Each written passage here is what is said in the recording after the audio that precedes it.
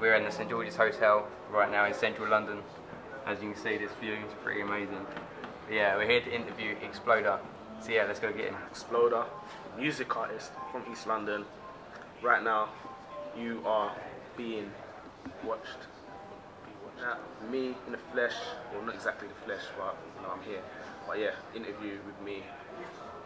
I wanna see the crowd getting live, ho. Move your feet off the dance floor. Serious start, side pose. It's the Xploder hype show. Stop and bounce, and I'm like, hey, and he's like, hey, and she's like, hey, and they're like, yeah. Where did you grow up? And was there anything in your childhood that influenced your life that made it lean towards the music industry? Grew up in Hackney, that's where I grew up. I would say influences, I would say like just listening to music from young, Michael Jackson, UB40, like Biggie, Tupac, stuff like that. And obviously when I got into secondary school, a lot of people started doing the whole grime thing, and garage was really booming as well. So it was like everyone was MCing in the playground, copying, mimicking other artists that were doing the thing out at the moment, at that moment anyway. And I don't know, you just pick up on it, and then from there I started writing lyrics back to myself. I didn't really tell anyone that I was doing that, but I just started writing lyrics, and then it just kind of built on from there. Yeah. Did you have like other artists around you that have made it now, like when you was... Yeah, like it's been a long journey. Like I've been in it for years now. Like I started off with a group who were highly rated, and some of us were from East London, some of us were from North London. So we've been around a lot of people like Ironic, Chipmunk, Tiny Temper, Wiley. Like the grime scene in the whole, we've been around almost everyone. And that's because of like pirate radio. So it's like pirate radio days, everyone would go to someone's set, or there might be a guest set, and then everyone just turns up there, or kind of thing, and it kind of just spirals from there on. At what age did you discover a passion for becoming an artist? I would say when I was about 17. 17. Yeah. So it's quite old then, really, compared to some But others. I think kind of like I was always someone that done a lot of stuff anyway. So, but actually being an artist, there's a difference between just doing the music, just doing it for the fun of it, and then having a passion to actually be an artist is two different pictures. Yeah. Because just doing it for the fun of it, you kind of don't look at it as like a career or anything like that. You're just doing it because it's a hobby and you like it a lot. But doing it as a career or something that you really have a passion for, that's when you kind of move into the artistic zone. Yeah. That's how I feel. But the only thing is, nowadays you could be out doing it for fun and someone clocks you and then that's it, isn't it? It's true. Some people, I think some people are not ready when it comes like that. Yeah. But I think if you have got that passion inside you, no matter when, no matter what time it is or who picks you up or whatever, your passion is there as long as someone is driving you in the right direction. Yeah. I'm doing me. No one can do me better. I aim to win. And did you get the memo? Above the clouds is where I keep it mellow. So far into space, I can't hear the echoes. I want it all, and call me Mr. Moore. And turn the music up, and feel it in your pores. And this the feeling that you get when the music's raw. I amaze myself, cause I'm just out this world. How long did it take you to finally get your name out there and start noticing the difference? I would say probably after my first video. The first video, yeah. Yeah, the first video. That's what kind of like got people saying, "Oh, that's that guy from Channel U." Yeah. Kind of thing. And it's a weird feeling when you get that. Like when people are pointing at you, or people are coming up to you saying, "Oh, I like your video, I like your song," and stuff like that. You know, the people are noticing. I bet it feels good, doesn't it? Yeah, no, it does. It does. Like you kind of feel like, all right, I've accomplished something, and people are taking notice. So it gives you that drive to continue going. Yeah. And then when people actually request that they want to hear more music from you, then that's what you use as your kind of like fuel to keep going as well. Okay, yeah. How did it feel when you knew people started to like your work? It's weird. I think I was a bit scared. Scared? Like, not scared, but I would say like not, I don't know. I bet like, it feels you're very weird, cautious. Yeah. Very cautious of what people are going to say about what you're doing. Like, you don't want there to be any bad kind of like feedback basically. And obviously when you're first starting out, when you get bad feedback, it's like it really touches the heart. Like it gets you inside. But it's all a learning curve thing. It was all a learning curve thing. But yeah, like when I first people told me about they like my stuff and stuff like that, like I just took it in. I appreciated it and continued going. Did anyone ever doubt your dreams? You're always gonna have. Yeah, you always have. Always. Like even now there's always closed doors, but I believe that every time a door is closed, another door is open. If you don't believe in yourself, no one else will, and you have to have that self-belief. If you don't have that self-belief, then there's pretty much no point, because someone can change your mind if you don't know exactly what you want to do. When you was younger, where did you see yourself as being an artist when you was younger? No. What did you want your future to be? I was training basically.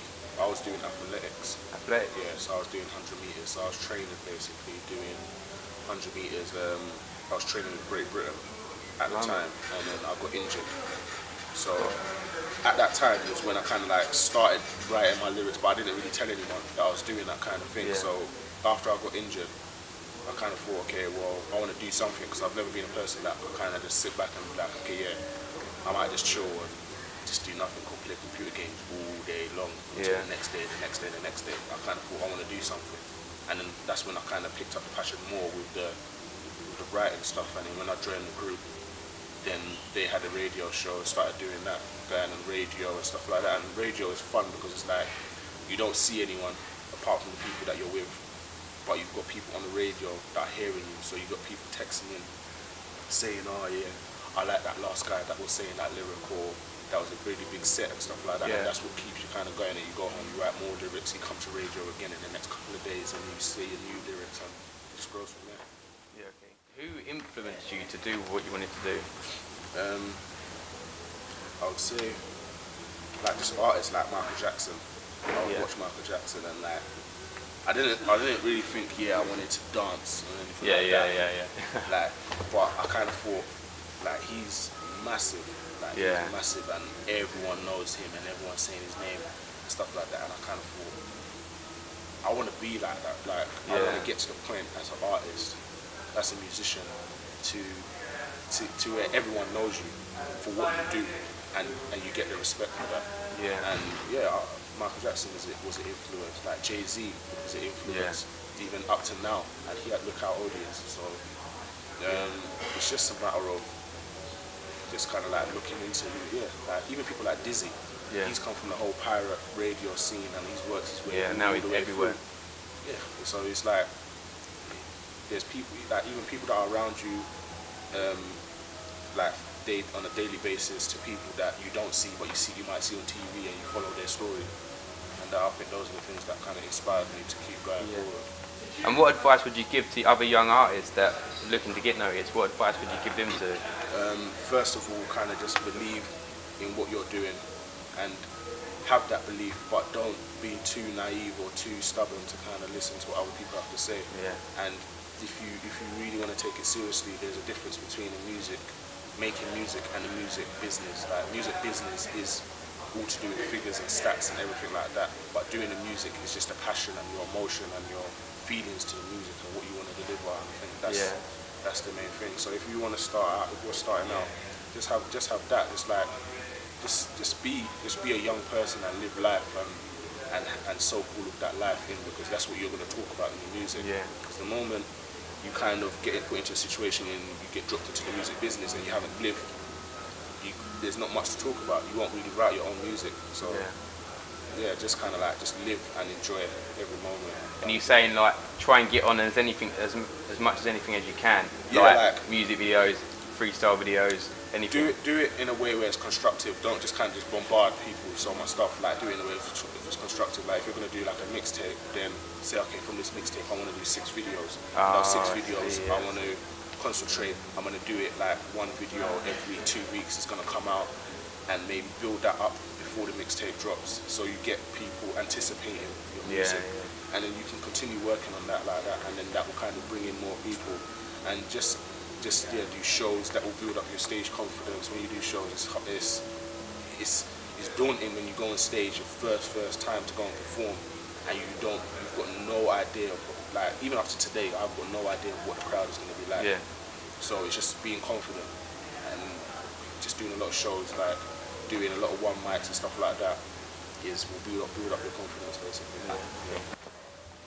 Right, last year I saw you performing at Hackney Weekend. Yeah. Did you ever feel yourself performing at some big event like that, and how did it feel? When I first started, I didn't even look at I'm going to be on a big festival or I'm going to be in somewhere where like 50,000 people are going to and stuff like that. I didn't even really think that. But as I kind of got to grips with what I was doing as an artist, that was an aspiration. So when I got the call to do the Hackney Weekend, it was like, okay, yeah, this is cool, like that's good.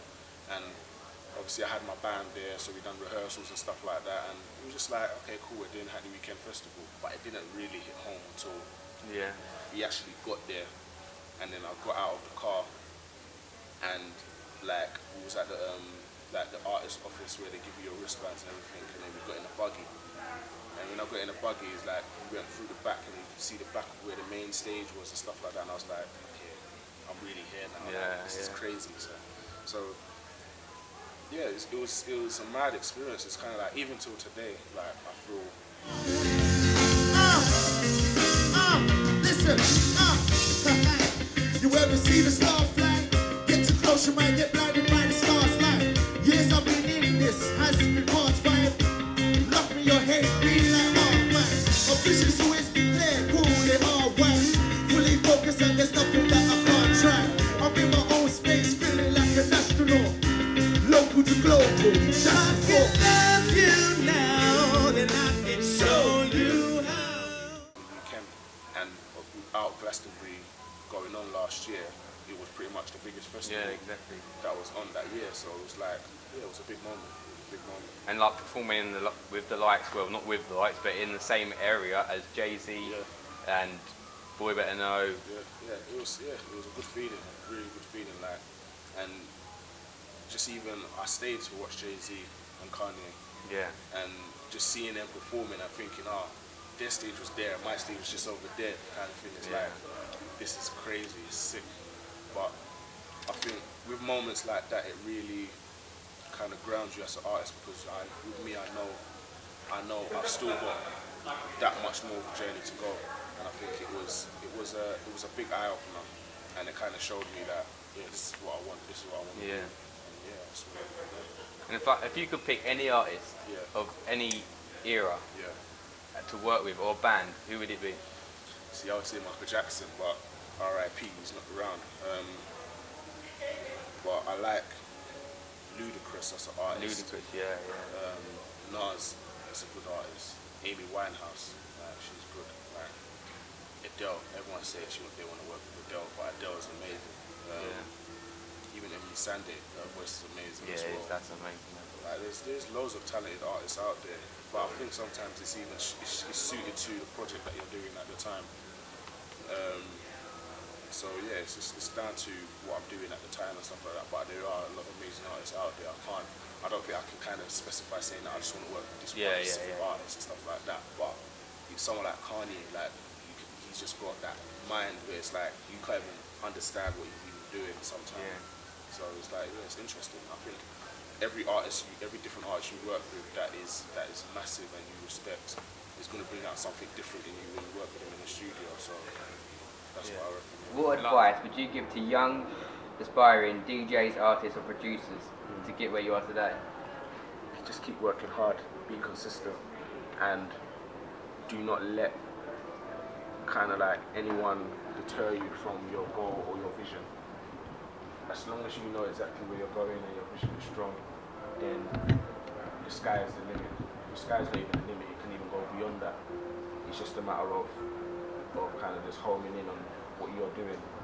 Like, don't be too hard-headed on stuff and stuff like that. And I'm not saying, you know what you're doing, so when anyone else is saying, F that, I'm not saying that, but I'm just saying kind of, just be focused. You'll meet a lot of people along the way. Some are serious, some are not. As long as you know what you're doing, you will keep going straight. What's going on? Yes, it's Xploder, over and out. Hope you enjoyed the interview.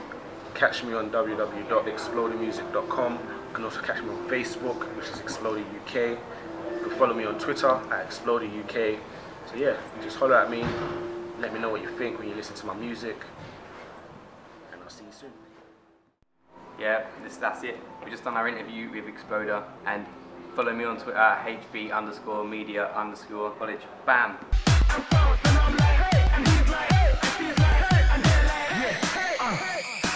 Don't care if they turn the lights on, KTB style still vibes in. Don't care if the DJ stops, we take it outside, night team. Ain't ready to stop the partying. I think it might be an after team. Champagne, campaign, don't promote you drinking